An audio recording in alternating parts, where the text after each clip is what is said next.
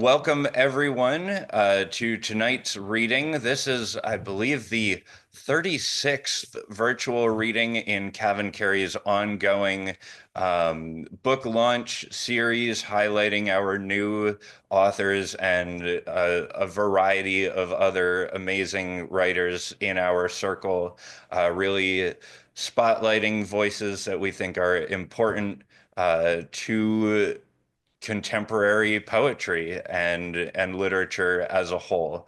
My name is Gabriel Cleveland. I'm the executive director and managing editor for CavanKerry Press. I am a man with pinkish white skin with long, wavy, dark blonde hair, and I have short, reddish chin strap beard, mustache, and soul patch. I'm wearing rounded rectangular glasses with clear plastic frames and a reddish tint in front of my blue eyes, and a bold red shirt with the CavanKerry logo in white. The logo features two interlocking Celtic knot-styled rings. The rings are side by side to represent equal value, and they represent our dual commitment to publishing and the community. Before the reading begins, we wanted to take a moment to acknowledge that the land we occupy in Bergen County, New Jersey, belongs to the Munsee Lenape people. We honor their history, and we cannot function in our work as arts activists, nor offer a safe space for all writers without understanding the struggle for Indigenous rights. We will be adding a map of native lands for you in the chat to identify which land you occupy, as well as a few additional resources for you to learn more and or offer your support. We would also like to acknowledge that November, relevantly enough, is National Native American Heritage Month.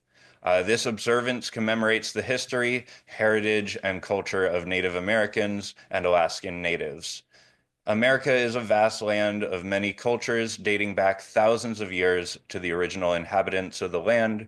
It is during this month that we acknowledge the rich traditions, languages, and vast achievements of America's original indigenous people. And finally, we know that many of you in the audience are still reeling from last week's catastrophic election results. We are as well. We know 2025 will bring about immediate consequences with far-reaching implications, especially for communities that have been strategically underserved, poorly cared for, and exploited throughout the history of our country. While CavanKerry occupies but a small space in the publishing landscape, we have always made it our business to care for the very people whose well-being is most under threat, and our commitment remains steadfast. We believe in the power of words to uplift communities and connect individuals from all backgrounds and experiences, and we will continue undaunted the vital work of our publishing and programming in order to foster a safe and welcoming environment for all writers. Now, with all of that said, allow me to introduce our opening reader tonight, the fantastic Vincent Toro. Vincent Toro is a Puerto Rican poet, playwright, and professor. He is the author of three poetry collections, Hivestruck, Tertulia, and Stereo Island Mosaic, which won the Poetry Society of America's Norma Farber First Book Award in 2016. Vincent is a recipient of the Caribbean Writers Cecil de Jong Poetry Prize, the Spanish Repertory Theater's Nuestra Voces Playwriting Award, a Poets House Emerging Poets Fellowship, a New York Council for the Arts Fellowship in Poetry, and a New Jersey State Council for the Arts Writers Fellowship. I would say save some for the rest of us, but they are each of them so very well deserved. His poetry and prose have been published in dozens of magazines and journals and have been anthologized in Saul Williams' Chorus, Puerto Rico en mi Corazón, Best American Experimental Writing 2015, Misrepresented People, The Breakbeat Poets, Volume 4, Latinxed, and Latino Poetry, The Library of America Anthology. He is an assistant professor of English at Rider University and serves as a poetry editor for Quelly Literary Journal. Welcome, Vincent. Thank you, everyone. I'm really happy and honored to be here holding space with all of you. Congratulations, Dorsía, on your amazing book. Um, I guess that I'm not great at this, but I'm light-skinned Puerto Rican that's bald with pretty bushy eyebrows, and I'm wearing gray eyeglasses. And I have some scruff, and I'm wearing a grayish red sweater. Um, so Bertolt Brecht famously said, in the dark times will there be singing? Yes, there will be singing, singing of the dark times. So I'm going to be singing of the dark times to get us started, but I promise that I will end after I get angry with you all. I'll try to end on something a little more tender and hopeful.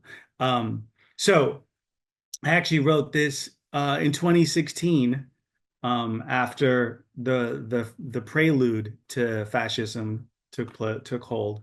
And so this is called Kakistocracy, aka Filthocracy, November 2024. I revised it this weekend for what happened in the last week.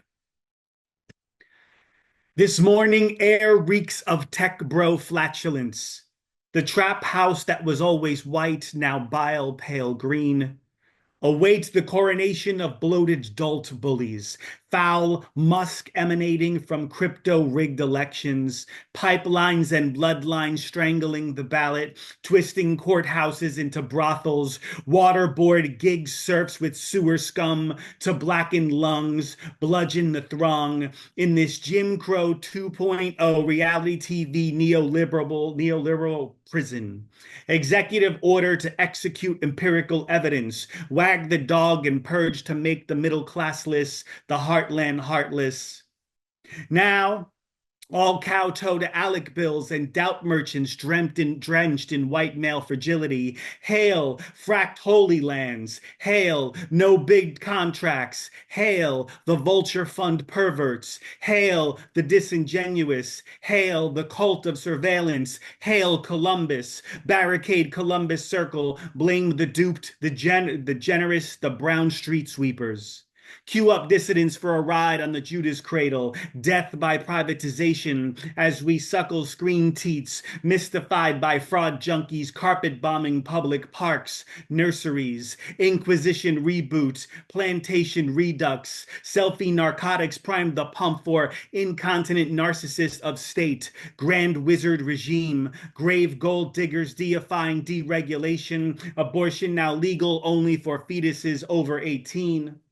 A crown of diamond-studded entrails strapped onto the almighty bloviator so he can grab us by our coltan mines, by our freshwater reserves, by our privates ordained their property, dry drill us in Flint and Dakota without litigation. White Trujillo trained all his life for this mass molestation. His pod of date racist broadcasters got you blaming the left, the indie, the other for his pestilence. Pero the fault lies in country club Cuellos de Rojo, the starstruck, dumbstruck by faulty logic of heritage clans thinking with tanks.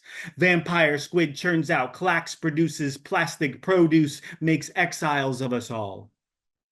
Can't order no quilombo on Amazon. Stuck on stupid of Citizens United under one meta. Metacom warned us. Bolivar warned us of Africom, of Viacom, of white male torture fantasies made legit by the market, by Silicon Valley booms busted like the heads of black boys on mopeds. Atahualpa warned us. Irigoyen warned us of the arrival of swindler supreme, rapist in chief. All bow to the loudest, the rudest, glamorize this new barbarism, alt lynching, alt misogyny, alt fascism, safe space demolition.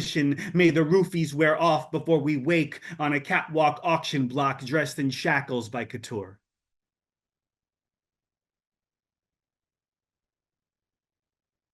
So now that we got that out of our systems, this ain't nothing new, what's going on.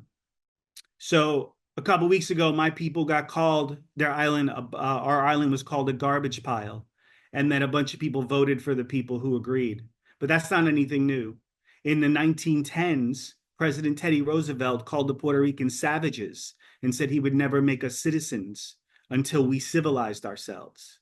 And then when they needed soldiers to die, brown soldiers in the World War II, then they made us citizens, but then they said we can't vote for president. So 4 million of us were unable to vote for the situation that we're in. So this poem is called The Savages, and it's about who the real savages are.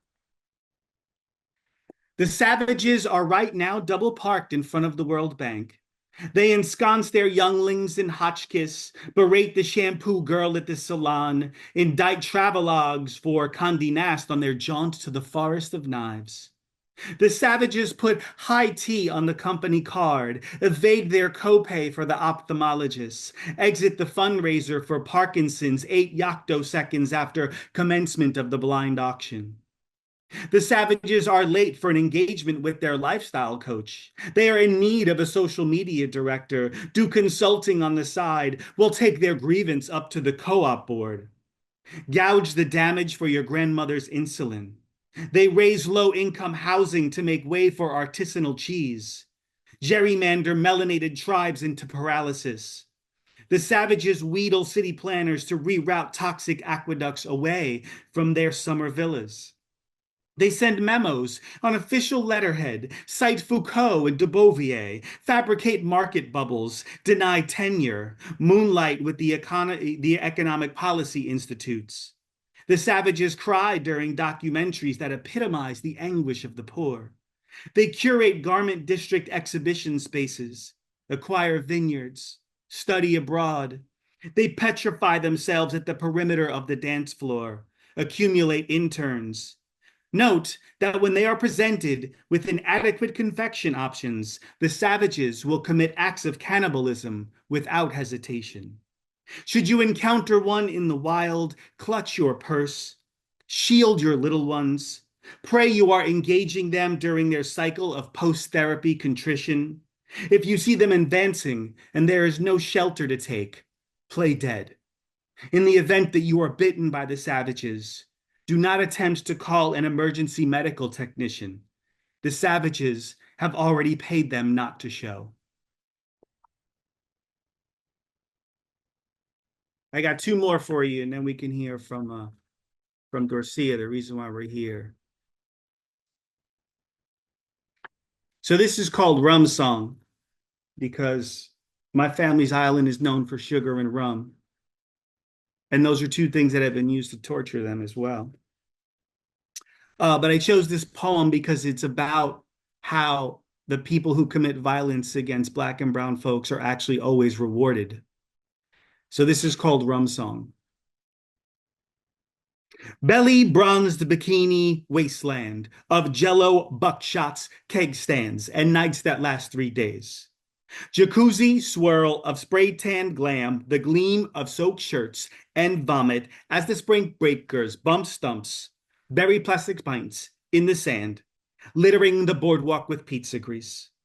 They lift their middle fingers to the sun, flash their cameras, tops, gold cards in a slick arrhythmia, bobbing to the monotone of faith-heavy dance anthems, funneling down their throats, gallons of distilled cane, worshipping glass bottles bearing the name of Captain Morgan, was a sunburnt cyclone, famous for plundering Panama and for cutting off clean any finger with a gold ring on it. Morgan could empty a bohio faster than a tsunami, making sport of torturing slaves and puncturing their women. Morgan took pleasure in hacking off the limbs of village children, while those he shackled were mining for his gold. These deeds earned him knighthood from the English crown. They say that before his death, he gutted 3 of his men so that they could guard his treasure in the afterlife, and that today he still sails the Atlantic as a phantasm, chasing down the descendants of his enemies, snuffing them in their dreams by drowning them in rum. And I promise you all I'd end with something a little more, I don't know, maybe hopeful, at least more tender. This is from my new book, Hive Struck. And I chose this one because another thing that I've been witnessing in the midst of the madness of this election cycle and what happened is the attacks on many sides of Latinx people, and the diminishment and erasure of our contributions, including forgetting that Latinx people helped flip the 2020 election. Latinx people helped flip Arizona and Florida, and that was not talked about. But now that things didn't go the way they wanted, we're being blamed a lot for the situation that happened. Even though it's entirely not true, the majority of Latinx folks did vote for Havish. And as I mentioned, many of us just can't even vote. So I wanted to speak to the contributions that Latinx and Latin American people make to the world, beyond like our music and our food, which I know everybody loves, but we're more than that. And so I want to end with this poem, which is about a Latin American scientist. It's called At Age 28, Chilean astronomer Maritza Soto has already discovered 3 planets. Haloed by the glow of the multiverse, swirling above La Silla Observatory, your Pyrex eye spotted an orb 3 times the mass of Jupiter. All these lenses leering at the heavens, and yet it was you who identified HD 110014C. You were reluctant to call it discovery, perhaps because you know all too well what poisons gush forth from that word. Or maybe you suspect you are not the first, because you know there is no such thing as first. Still, you did what no gringo ever could. You made another world visible to nosotros. Perchance it was HD 110014C that actually recognized you long before your spectroscopic lens detected her. It might even be that she had already decided to entrust you with making her presence known to our kind. After all, you proved yourself more than worthy of such responsibility when you said that your finding was, quote, not exceptional, annihilating the misguided Western patriarchal notion of greatness that too many others have used to boost themselves since 1492. You even confessed your introduction to HD 110014C was entirely an accident, a courageous admission that eclipses the bumbling arrogance of every Columbus, every Cortez, every Pizarro. From 300 million light years away, you glimpsed another possibility and then befriended 2 more exoplanets before your 28th year around our Lilliputian sun. You, sprung from a country crystallized in its mourning of the disappeared, met a glorious dawn and flash fused to emerge as one woman search party. Maestra Maritza, I know this goes against all scientific wisdom, but I can't help but theorize that these 3 interstellar marvels you've pulled into our orbit have become a new home for those that collapsed into the event horizon of imperial cruelty. I like to suppose that our gente were never erased, but rather beamed to a star system that does not regard them as merely tool or trinket. A galaxy where their dreams are as important as those who dwell in some imaginary north. Could it be, Maritza, that what you scoped out there among the shimmering allness was in fact a reunion pachanga thrown on the gold dusk rings of a wandering star, where discovery is not a sword of Damocles, but instead a feathered re-entry path for those who have been missing us? Thank you for listening, everybody. And once again, congratulations, Dorsía. Wow. Oh my gosh. And now I have to speak. Thank you so much, Vincent. Thank you so very much. As a reminder, Vincent's new book, Hive Struck, is available for purchase from Penguin Random House Books. We're so It's been such an honor to have you read with us today. And with all that being said, I'm going to add this spotlight here now. Um, Dorsía Smith Silva, our November author here, is the poetry editor of The Hopper and a professor of English at the University of Puerto Rico, Rio Piedras. Her poetry has been published in the Denver Quarterly, Waxwing, Shenandoah, and elsewhere. She is also the editor of Latina Chicana Mothering and the co-editor of 7 books. She has received scholarships and fellowships from the Breadloaf Writers Conference and Martha's Vineyard Institute of Creative Writing, and is a member of the Get the Word Out poetry cohort of poets and writers in 2024. She has a PhD in Caribbean literature and language and posts on social media at D. Smith Silva. In the wake of the right's denigration of Puerto Rico and the devastation of this year's hurricane season, the words within her debut collection, In Inheritance of Drowning, ring even more urgent and essential than ever. So without further ado, it's my pleasure to introduce Dorsía Smith Silva. Thank you so Oh, much. thank you so much for that lovely introduction. Thank you. And to describe myself, let's see, I have rectangular glasses. My hair is like a dark brown. It comes to my shoulders. I identify as African American. My skin tone is deep, like a deep blackish brown. And I'm wearing a flowery dress that has white and yellow and red. And let's see, what else can I describe? I think that's it to describe myself. I want to thank CavanKerry, Vincent. I see family and friends here tonight. Thank you, cohort. Get the word out, cohort is here.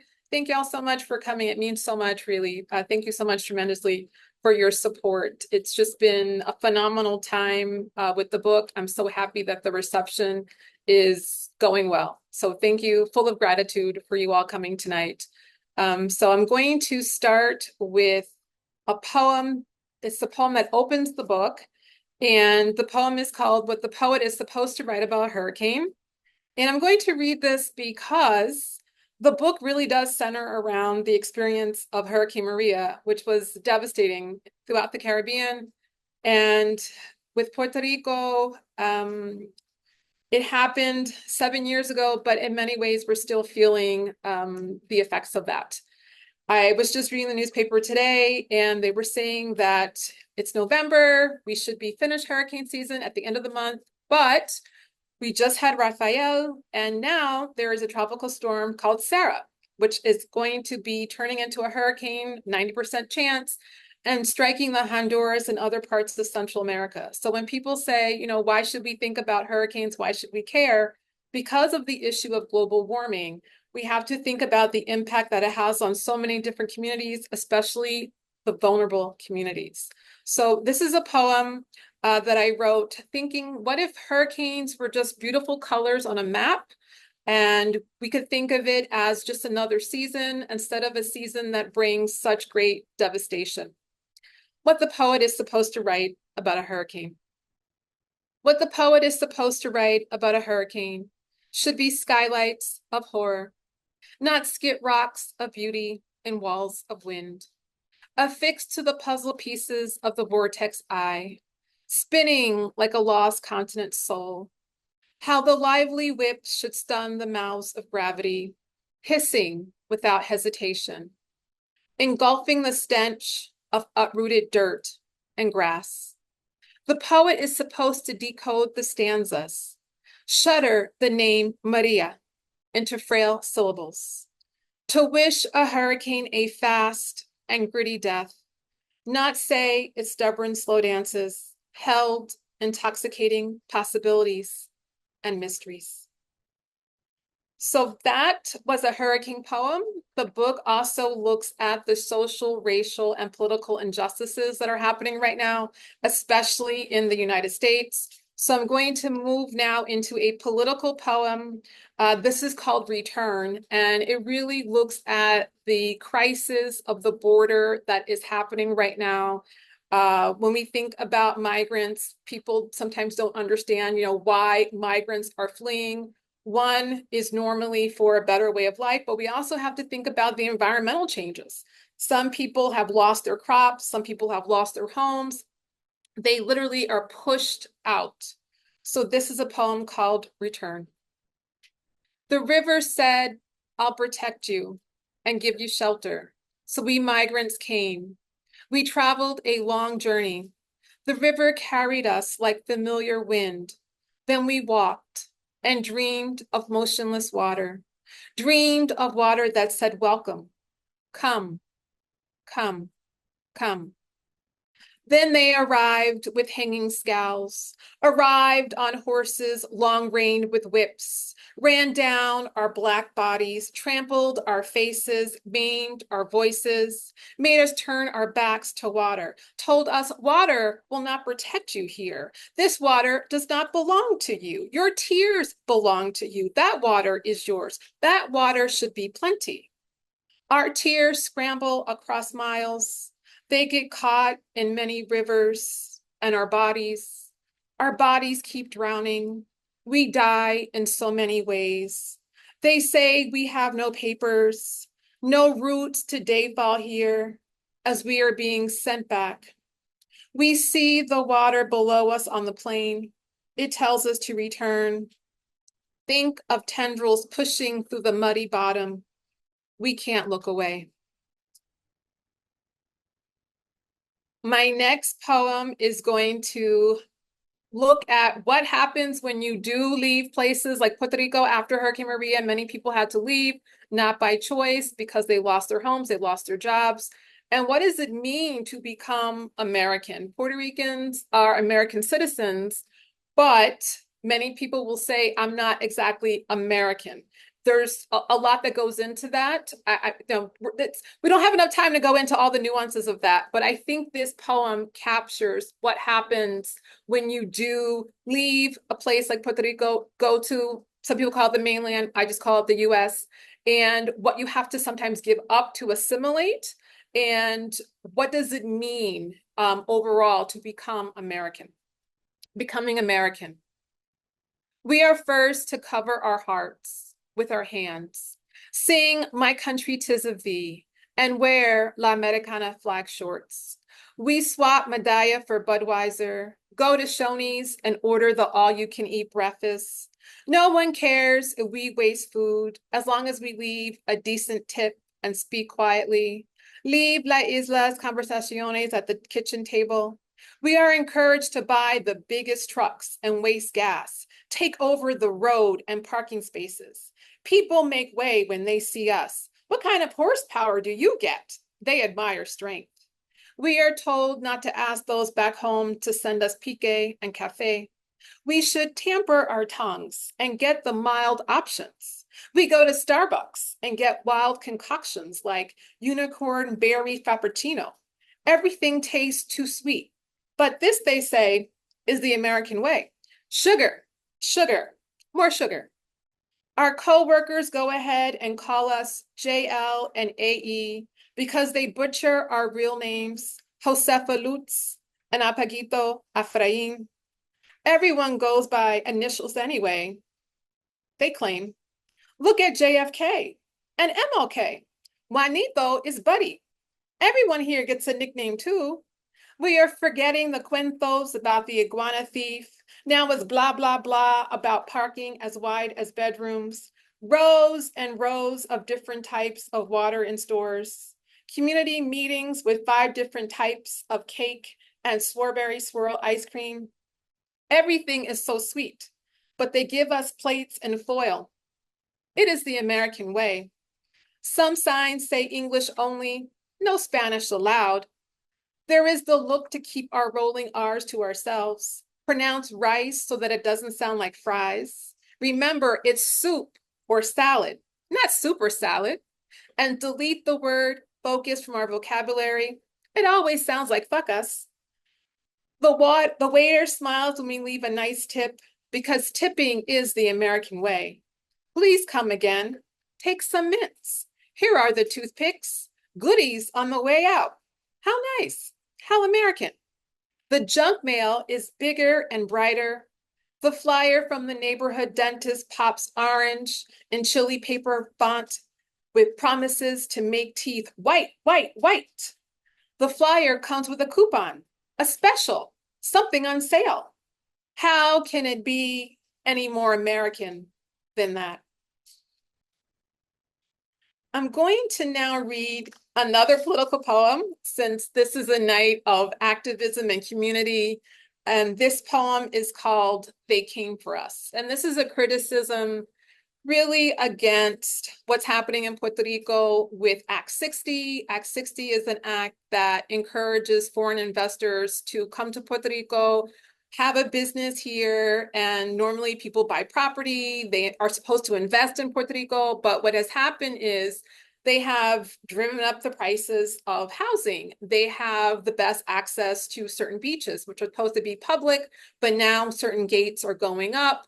And they have done this with the blessing of the governor, and it's causing a lot of friction. And the poem really examines a lot of those layers.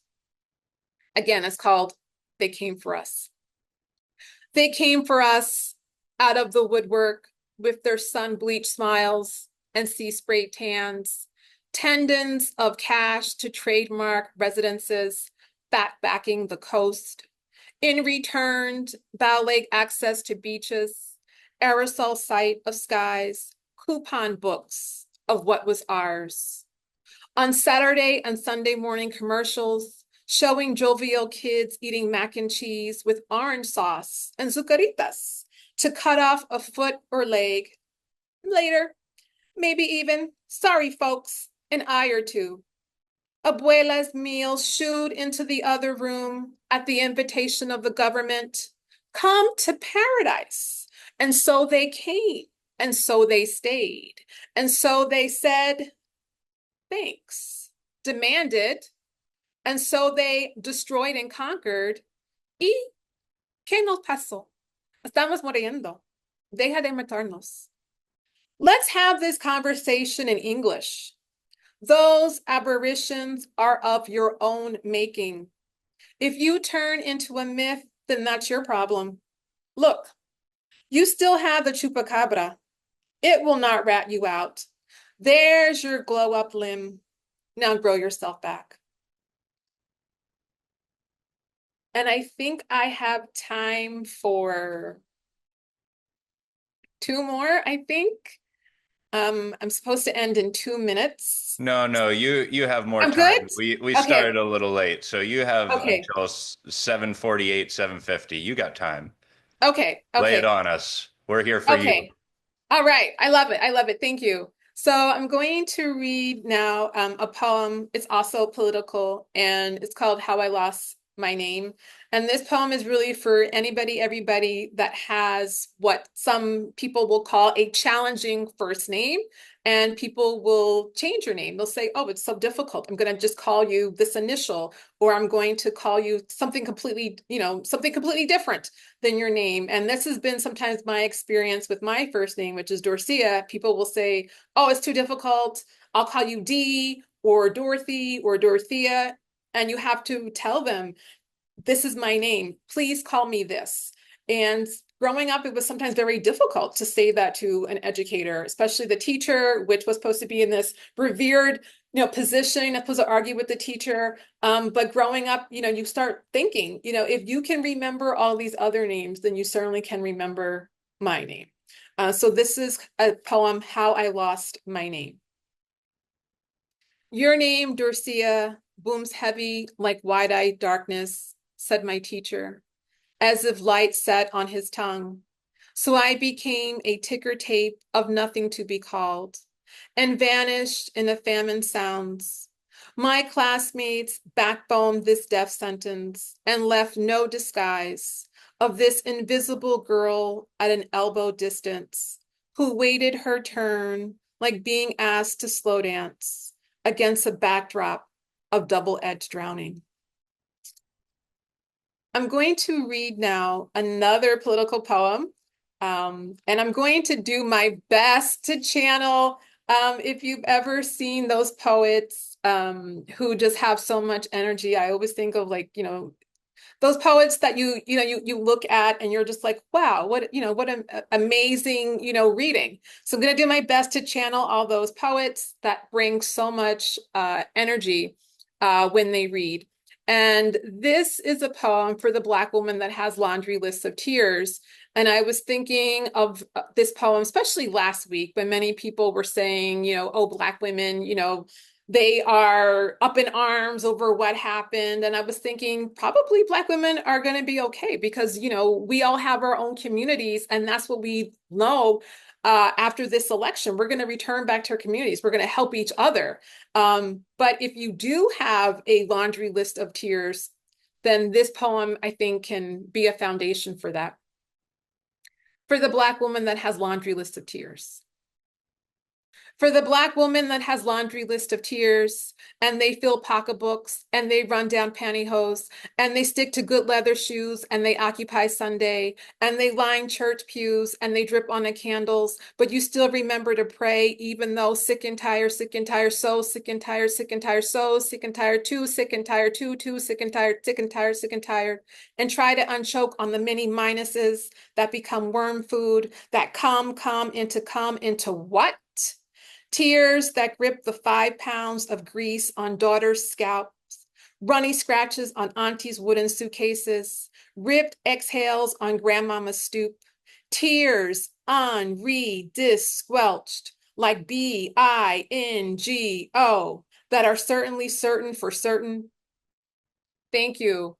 Thank you for that. That was my first time reading that poem, and I'm doing my best to channel all the energy of the poets out there. So thank you so much for that. I'm going to read now a poem that I personally really enjoy, and I've read it before, but it is worth reading again. This is called Ghost Talker Poem.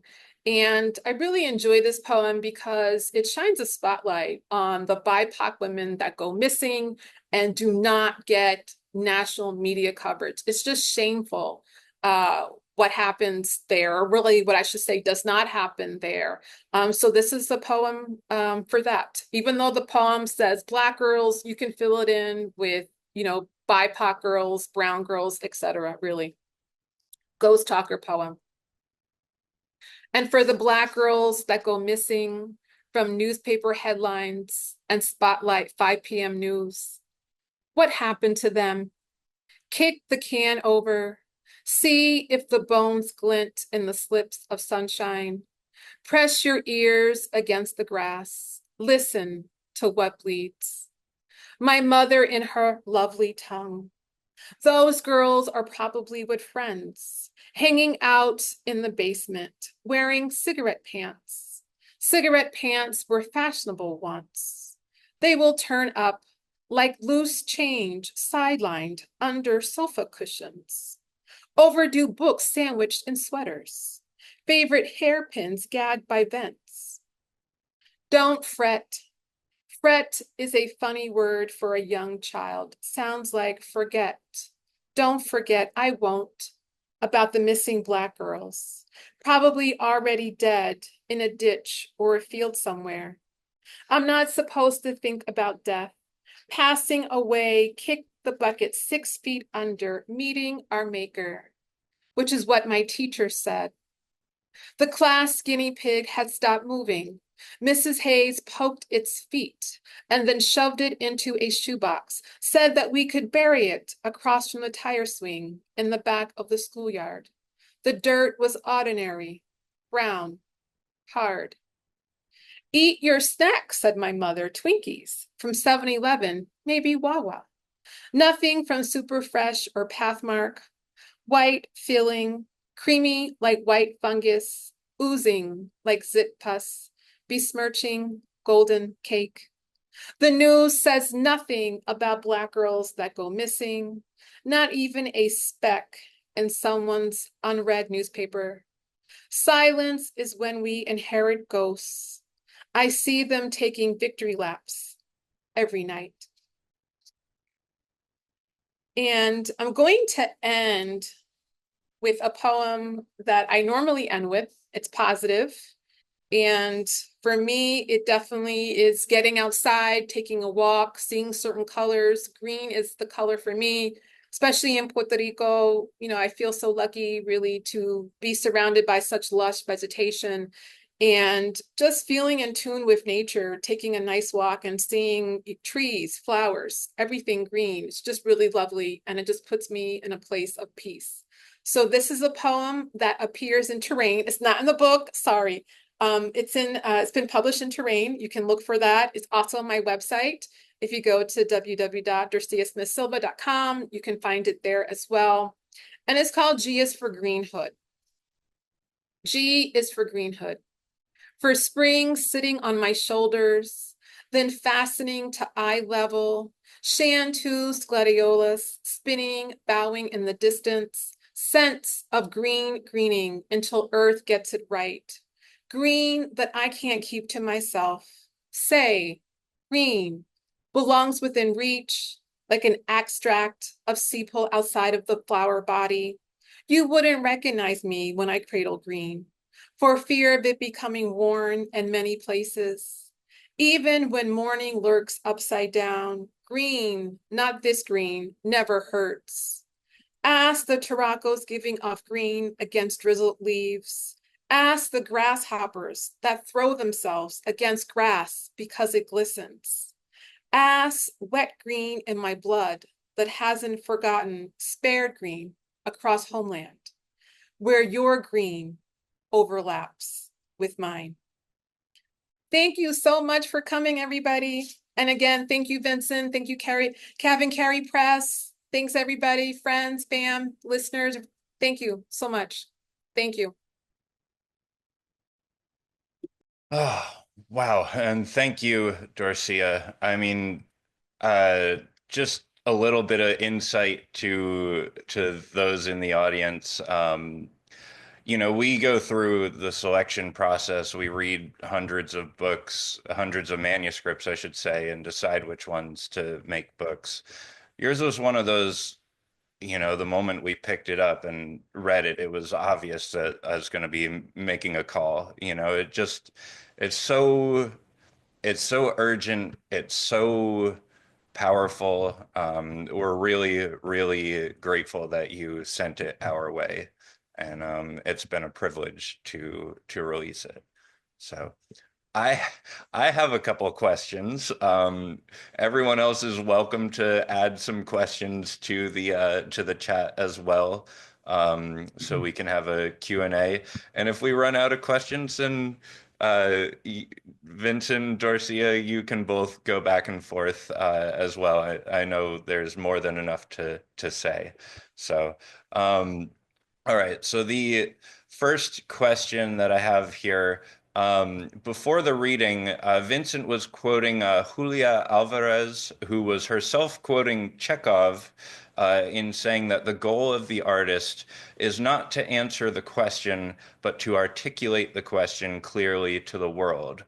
Now, each of you, would you be able to talk about the questions you are most interested in articulating to your readers in your collections and your poetry?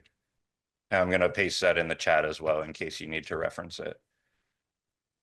Well, I think we should start with tonight's poet of honor. So, Dorcia, I defer to you. You just have to unmute. There you go. Good. Thank you. Well, one definite question that I have for the book is, when are we really going to have social transformation? I mean, that's the purpose of this book, really. And when are we going to have it? I mean, the time is now. We keep saying that, but really more than ever, the time is now. So that is, the biggest question. And after all of that, it's, when are we really going to have a moment where, and this is really coming from like the US, point of view, like that, a lot of this is going to have to come from that side. But it's, when are they really going to reconcile the racial, political, and social injustices? I mean, that's a question that I always come back to, because the book looks at an inheritance of drowning, and many people will say, well, what does that mean? And I'll say, well, we've inherited this, this yardstick of oppression. When is the US really going to reconcile that? That really has nothing to do with us. We can't do that heavy lifting because they created that. That has to, that burden has to come from them, but we suffer from that. But that heavy lifting has to come from a momentous shift. When is it going to happen? And the way that we're going, it's not happening. So what I see is on the ground roots level, the communities doing that work like we've always been doing. But those are the fundamental questions that I hope the book articulates. And I hope the book also makes people just more conscious too about really looking at the environment. If you haven't been thinking about global warming and climate change and how that affects all of us, tying that in also with environmental justice and injustice, all of that is part of that yardstick of oppression. So I hope people make those connections and really look at all of those layers. I hope that's what people walk away from when they finish the book. I will now pass it on to Vincent. Wow. I mean, I think you said so much where I'm like, yeah, what she said. But I think I think part of the question is expansive, Gabriel, because I think with every poem we're asking a new question, and some of us have written hundreds of poems.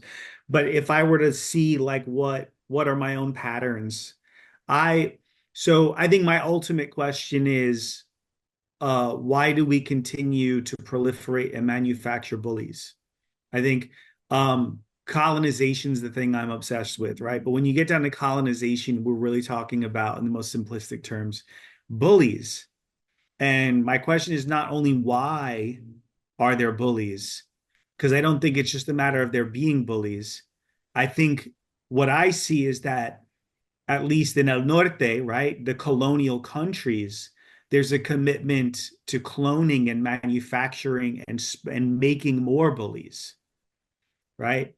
And I see that only has one end game, which is total extinction.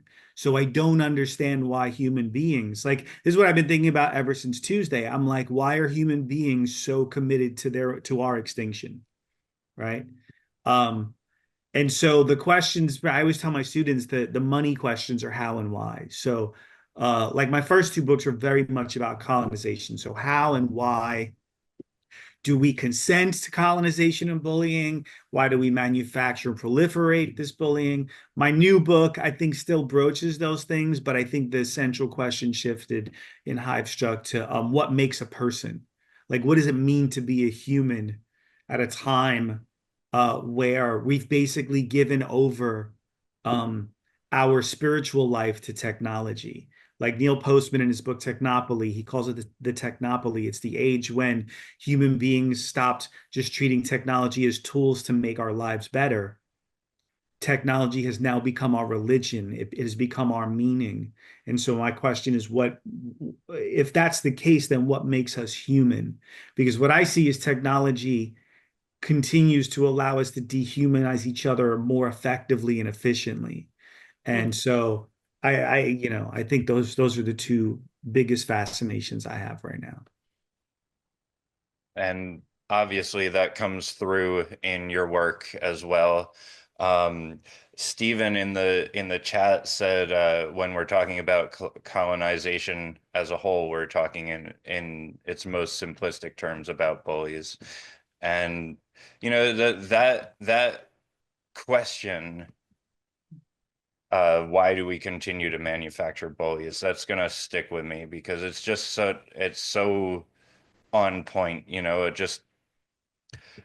it's something I've never had the words to articulate before, but it's something I've wondered all my life. You pay attention, you see people just being rewarded for being awful, and that just, yeah, it's an enigma to say the least. It's a travesty, more accurately. Yeah, Um, that's why I read my one poem about Captain Morgan, because I think when I was researching my first book in Caribbean history and the violence and brutality, to learn that Captain Morgan, like it was widely known, right? And did think about it, like people are horrified by this guy that's going back into the White House. And he is a vile, horrible, violent person. Hmm. But again, it ain't no new thing, as Gil Scott Heron says. Like when I learned that Captain Morgan, it was known that for fun, he would hack off the limbs of village children, and that he was a serial rapist, and that he um, would cut off the finger of anyone that had gold on it. All that stuff is historically true. But then to learn that he was rewarded by being made a knight by the English crown for the brutality is the thing that I think kind of crashed my brain, right? And then the poem's really about that reverence has continued because they made a rum named after him, right. and spring Hmm. breakers everywhere are partying with rum that has the name of a person who was basically a serial killer, right? Yeah. And when you think about it, we have all these TV shows that worship serial killers too, and Yeah. that fathoms me too. It just baffles my brain. Yeah. And Yeah. that commodification of someone like Captain Morgan, in a way, it's continuing to cut off people's hands. Well, It's Yeah, I mean, astounding. when we think about this, the relationship Puerto Rico has with the United States, like this colonial relationship, people say, well, no, no, it's a territory. No, it's colonialism. And why is that? A lot of it is, couched because of this economic benefit that the US is getting from Puerto Rico. And people don't want to talk about it. They think, no, no, that's not true. Yes, it is. And the real heart of it is, the hypocrisy of, if you look at the history of the United States, the United States, the 13 colonies fighting for their freedom, and yet, they still want Puerto Rico to be tethered to the United States. They don't understand, well, Puerto Rico being free? No, no, we can't have that. But then you fought for your freedom. So you look at this history of hypocrisy, you look at why, and then you think, well, this is a nation that is so morally bankrupt. How can we dare criticize other nations for what we are doing? And I say we, meaning, the Mhm. people of the US. Mhm. So it's that heightened sense of hypocrisy that I think also came out after the election. So many people in the government will criticize other nations, but yet look what you have done. You're in the same situation. So the guilt, you know, they overlooked any kind of feelings of guilt for the monetary benefit. And that also, I think when you talk about Captain Morgan, if you look at the history of Puerto Rico, you know, again, when economics gets involved, people think, well, I'll overlook that. And that is something that I also heard that came out after this election. Well, I don't particularly care for this person, but this person is going to be better for the economy. Yeah, And that, oh, please. no, please go, Dorsey. No, I I was thought just you going were to done. It's say my fault. that, when people think about, certain courses of action, then you think, well, what happened to your scruples? All of that goes out the window when people are looking at the financial profit. So I'll tidy that there and I'll let you speak, please. Yeah, no, I just want to respond to what you're saying because I'm with you. It's like I want to piggyback, as they say, or echo or amplify what you're saying. I think, just conversation I had with my students yesterday about, because they have all these questions and they're hearing a lot that the choices that people are making, but that it was economic. Yeah. And they asked me about that, and they said, well, first of all, half the people that are saying that, they're saying that because they don't want to say I voted for him because I'm a racist and a misogynist. Yeah, Because exactly. it's not trendy to say that out loud. So it's the economy. And I think the other people are people who are wholly uneducated, uninformed, and lack critical thinking skills, who have been told that an economy that has actually bounced back after this guy's last, 40 Hmm. years is somehow worse because inflation exists, and to explain to people that presidents have nothing to do with inflation. In fact, from what I see, the billionaires pushed and provoked inflation to happen, knowing that it would piss off voters. during this campaign. And so I just think there's a lot of people, most people even understand what the economy is. And the irony, I think of it is, is that a lot of the people that are screaming about this are pretty damn well off. Even Yeah. Jordan Klepper on The Daily Show has joked about this, that whenever he would go to these MAGA rallies, people would talk about how hard it is economically for everyone. And then in conversation, they would tell him that they spent $10,000 on merchandise from the White It's Trujillo, as I crazy. call him now. And I'm like, well, if you got $10,000 to give to the serial rapist, then like, how is it so bad for you? Because the people that I know don't have $10,000 to Mm-mm. just be spending on like gold sneakers or whatever, or Bibles or whatever else White Trujillo is selling them. Like, I just don't. Yeah. And to go back to the line you say, oh, he's better on the economy is such, I mean, that drives me nuts because another way to translate that is, we human rights are worthless. They're worth less than $1, right? That's like that factor that ought to factor into some sort of calculation of value, right? Shouldn't it? It I mean, should. it Yeah, should. it should. But you see And that, yet, yeah. When they say that, that's what I hear is we've calculated human lives to be valueless I mean, because that's long been understood. I think, you know, activists were long talking about, I'm having a senior moment, so I don't remember the exact books to quote from, but, post NAFTA, a lot of these activists talked about that essentially when you look at NAFTA, right? Which, you know, essentially what it did was it strengthened borders for humans, but erased borders for products, right? And hmm, for the exploitation of labor. wow. And so essentially what you have, and that's why at the time there were all these protests of the World Trade Organization and all this, right? Because essentially what was being established by the business class, right, who I call the terrorist class, the sadist class, is they were openly saying in these documents that products are more important than people, that products have value, gross. but people do not, other than the labor that they can be exploited for. And so when you put that in your documents, I talk to my students all the time about how language, how the reason why poetry is important is because language is important. When we write something down, it's a Bible. Everything's a Bible. It becomes gospel. It becomes spiritual. It becomes belief systems. It becomes made material. So we've had the business class create these ALEC bills that I referenced. Like ALEC is this organization of business people who have infiltrated the legislative sector and put in politicians all over the United States, all the way up to the White House. They're writing our legislation that's neoliberal. It's saying that products have value, but people do not. And everyone else then begins to act accordingly because policy affects culture. And I think that's where we get to the place where we are, where we see people do not treat each other like human beings, but they will value the hell out of an iPhone, right? Yeah. So, this is kind of a good segue to another question I had Okay. prepared, and there's one from Steven in the chat that we'll definitely get to as well.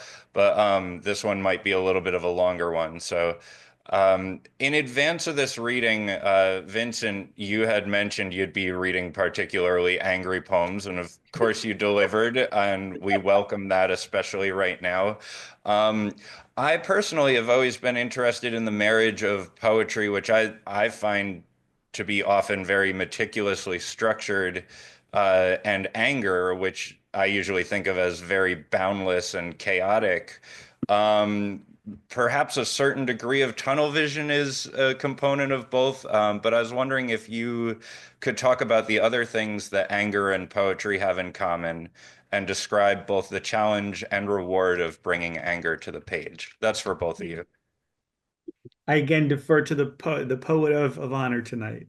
Oh my goodness. Okay, so anger in the poem. I think poetry can encapsulate all kinds of emotions. And especially right now, if that's how you're feeling, channel that, put it in a poem. A lot of that then can be called what we call protest poetry. You don't have to put a label on it. But people need and want to hear that right now.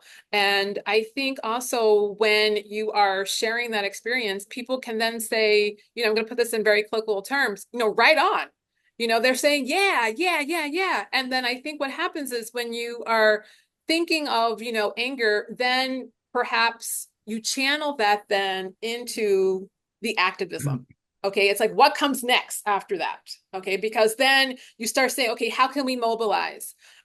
But some people, they want to sit with that anger for a moment, and you have to kind of see where that person's at. And especially with the poem, you kind of have to say, okay, where's that person at? But I think the idea is that, okay, we have this poem. Now what's next?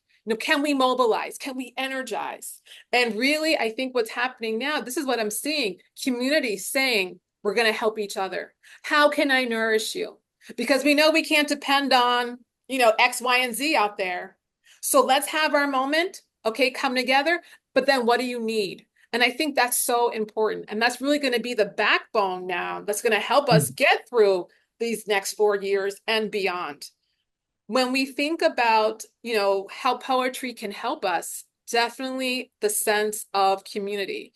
And I felt energized listening to Vincent's poems tonight. I was like, yeah, right on, right on. And it got me, inspired to say, we need to keep having these kind of poems, keep having these kind of conversations. And if that is what an angry poem does, then mission accomplished.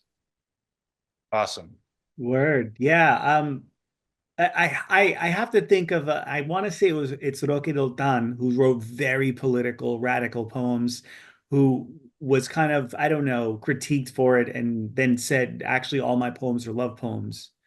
Um, yeah, because I think because he's saying you have to love the world to be enraged. And then I think about I joked with you all before we started that I would give a Rage Against the Machine set. And Rage Against the Machine has a quote that was always meaningful to me in one of their songs. Their song called Freedom, called they say anger is a gift. And I was important to me when I heard that when I was 17, because I'm a very angry person. I mean, I had anger issues. I've gone to therapy for it. But what I come to learn is that from that is that anger is an important feeling because anger tells you that something is not right. Anger is telling you that there's a violation of your body or your community or the atmosphere or something. And what I think is that for me, poetry was a way like of making anger healthy. Because they think if we don't have tools for the anger, then it's not a gift, right? And I think that's what we see in like, marginalized, disenfranchised classes that are of people that are deliberately kept uneducated and down, is that there are no tools offered. I think my own family, like I was a child of abuse. I was abused by people in my family because they were poor and angry for their situation and had no tools. So let's beat the kid. Um, and so I think when I found poetry, it became a way for me to start using my anger in a way, again, to articulate questions and to make manifest the things that I was struggling with, and to channel the anger into something that first was useful to me when I was younger. And then later, what I realized, and I think it's already what Dorsía was referring to, is that it actually allowed me to build community. I've been preaching this gospel that I write poetry for community making. That's my reason, or make any of my art. And so somehow the anger, if I can channel it and manifest it and help give voice to things that other people are struggling with, then maybe we can build community together and then reach towards the kind of taking care of each other that Dorsía is talking about. I'm glad I asked. Those are awesome answers.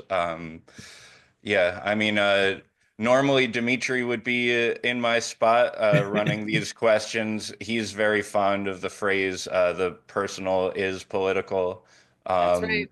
and when politics affect you personally, and you have to speak out. You have to share how they affect you directly. And again, that's one of those things that I find so powerful in both of your work is you feel directly how you the reader, I the reader, feel so directly how you the author are affected by the things you're talking about. And again, that is a gift as well. So I really want to say thank you for that. And we have time for that last question from Stephen, which was which other poets are you feeling especially in conversation with right now? For me, definitely Craig Santos Perez, all his books right now. There's so many similarities, yes, with Puerto Rico and Guam. And I definitely feel as if my education has deprived me of that. I feel like, well, how can we read about Guam? Like, where has it been? And so I'm learning so much about Guam, so many similarities with Puerto Rico, the colonization, the emphasis on the military. Can't vote either for the president of the United States. Um, Also, the environmental injustices that keep happening with the pesticides and the military training that occurred in Guam. It also occurred here in Puerto Rico. How that has, festered into the land itself and has created problems with, populations of, the ingestion, the inhaling of cancer causing agents. So many similarities there. And I really feel, a kinship with all his books. So I just finished all the books. I'm really happy that I did that. So now I'm doing a challenge. You can join me, the Smith Silva Challenge. I'm reading a poetry book every day this month. Yes, by a BIPOC poet. So if you have recommendations, put them in the chat, send me a message, social media. So I'm, just loving this month in the sense that I'm discovering new poets and different techniques too with poetry. But definitely what's on my mind the most is Craig Santo Perez. And I really want to read more about Guam and kind of, I feel, catch up on all the history that I've missed. Thank you. Yeah, you can't go wrong with Craig. And I'm Really? just Okay. gonna boast a little bit that we got to have dinner with him a couple weeks ago. He's a really, Oh, really I'm so wonderful jealous. person. Yeah, yeah. My partner and I, we know him a little bit. We saw him out in Hawaii, and I think he has some poems of ours that I think he's going to publish at some point. I love it. I really love when a dope poet is also like a dope human, and Craig fits that. Um, my it's hard to name a few names because I read just so obsessively, but one that I'll name that I think because really the big thing I'm teaching my students lately is trans and queer poets. I really think that what trans and queer poets are doing right now, talking about articulating the questions, like they are really bringing entirely new ways of looking at the world in their work. Mhm. Um, I think the ideas of queering and disidentification are so important to the way in which we're dismantling structures and responding to them and thinking about them and rebuilding. And I see that in their work. So foremost of that is a fellow Puertorriqueño poet, Roque Raquel Salas Rivera's Yes. work. And they just wrote a he just wrote a trans epic that I started to kind of peek through. Amazing work. And I've also just been returning. I think when I'm unmoored, or even unhinged, I've been pretty unhinged. I've been a hot mess this week. I've been like, it's been bad. I've caused problems. I'm not gonna lie, um, to myself and others. And I think when I'm like that, again, when the anger is so bad and I don't have a vessel for it, yeah, what I do is return to my elders, right? And Mm. so I think I've already started returning to some of those Latin American poets and Caribbean poets that I think have always kind of offered me sage wisdom. I think of Ernesto Cardenal from Nicaragua. I'm always Derek Walcott, Julia de Burgos. Um, I've been revisiting Pablo Neruda's Canto General specifically because it's about Latin America and the U.S.'s treatment of Latin America.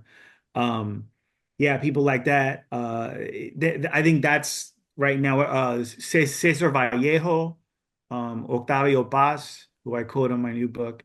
I've been returning to them because I think that they they really keep me grounded, and they remind me that this fight has been a long time coming. Hmm. Roque Doltan, as I mentioned, I just love Roque Doltan because he was so punk before there was punk.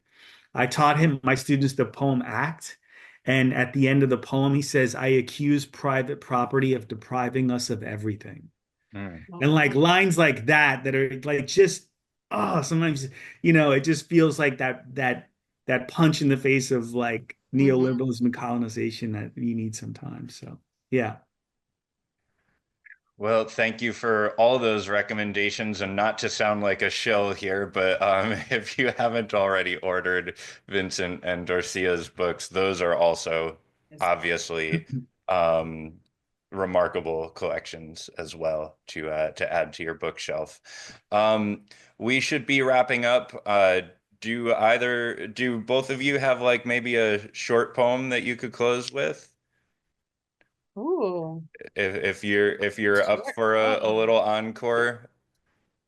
Ooh, I'm gonna look through my So my we should end pile. with you then. So this is what I was gonna do. I never do this. As much as I tell everyone to take risk, I never write, I never share raw stuff. But since we're at it, I haven't written poems for a minute since really working on the poems for Hivestruck.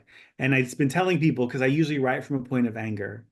And Mm. I've been actually pretty happy with my life up until a couple weeks ago or a week ago. So I wrote a poem. I don't even know if it's a poem. I literally called it "This is not a poem," but it's a little piece. I'll share that, and then maybe Dorcia will close us out. Yeah. Great. And y'all, I don't know if this is mierda or not, so we're gonna see. But it's just where I'm at right now, and it's pretty dark. It's really dark. So that's the other thing. Lo siento. I apologize right now. So this is not a poem. Today I have no poem to give. I suppose perhaps I can build some elegant symbol out of this wreckage, but will that really ease the pain of the millions we are about to lose to sate the compulsions of the sadist class? Gil Scott Heron already told us it ain't no new thing. The only apt metaphor that I can conjure is the junkie. The junkie knows the dope that will obliterate them is much more thrilling than cleaning the muck from the toilet rim. There is no poem that can lure the junkie away from the needle, and so it is with the filthy, wealthy white and their addiction to torturing the othered. There has never been a time when the idea of America has not been a threat to all life on earth. It is a drug designed to kill the user, an araña's web spun to lure the naive. For 5 decades, I've been forced to watch mi gente being dragged into its silk mitt and swallowed whole. You think I haven't already tried to use the poem to tell them what they don't want to know? That the sadist class is not in this for the money? Por favor, they invented the idea of money just so that they could play out this pathology. These monstros are in it for the pain that it causes the rest of us. Understand that our pain is their fetish. There is no poetry inside of them. Trying to reason with them is like singing into a black hole. De hecho, our art only makes them want to hurt us more. Our minds and kindness instills in them a feral urge to annihilate us. I know it's hard to understand that some among us exist, those who will never possess a conscience. Óyeme, we are not missionaries, nor should we be, and they are incapable of conversion. It is an untenable relationship. These beasts are already in the grip of a cult entranced by delusions of skin and gender. Call them Okri's eternally famished road that knows only how to devour. For this, poetry is no antidote. So please forgive me. I come bearing no poetry and no solutions. All I have to offer is temporary haven from the mandibles of the sadist class. I suppose there is poetry to be found in that, even if this stanza contains no resolution. No resolution. Yes. Pure fire. Oh my goodness. I'm going to end with a poem that is not in the book. This is a pretty much of a new poem. It's called Salvation. It's published in the Los Angeles Review. And the full title of the poem is Salvation and an Injured Bird. And I hope what you take away from this is the salvation that you have for yourself, communities, some kind of positivity, even in the middle of all of this. Salvation and an injured bird. It wasn't meant to be saved. Among my memoir of hurricane, to beat back the armed sun. Wind is stunned that the wings aren't threadbare. Don't plunge to the street as brittle bones of loss. Call it luck that no cage can thatch feathers, no net can puncture beak. Wings flap despite the death wish season, which means memory to shoulder direction and change chime for flock to follow. It wasn't meant to be saved. When the sky loots the last bundle of bruises, swells blue, then black, black. So, positivity, people. We fly no matter what the death wish season. You know, that's the real meaning of the poem. Thank you. Thank you, You Dorsía. received, Dorsía, received. Thank you. Thank you, Dorsía. Thank you, Thank Vincent. you. I've invited everyone to unmute. You're all welcome to give a round of applause. Very much deserved for such a powerful evening. Wonderful. Thank you for coming. Hi, everyone. Thank you for listening. Thank you.